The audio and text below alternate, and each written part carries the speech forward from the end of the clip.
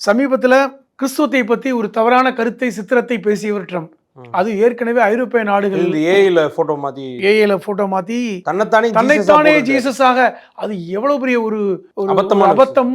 ரெண்டாவது, கிறிஸ்துவ மக்கள் மேல கேத்தலிக் கிறிஸ்டியன்ஸ்லாம் வந்து ரொம்ப கொந்தளிச்சு போனாங்க.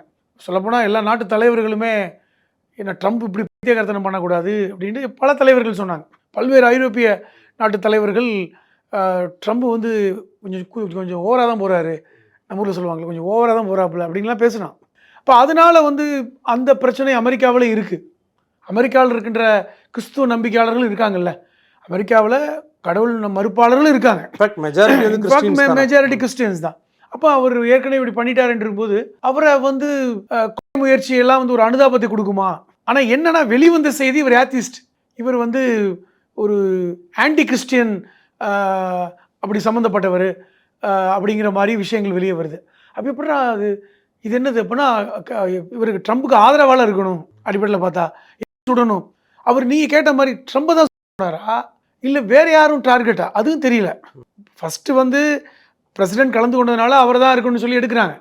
ஆனால் அங்கே கலந்து கொண்டவர்கள் வான்ஸ் இருக்கார், கரோலின் இருக்காங்க, இன்னும் பல முக்கியமான உயர் பொறுப்பில் இருக்கவங்க இருக்காங்க.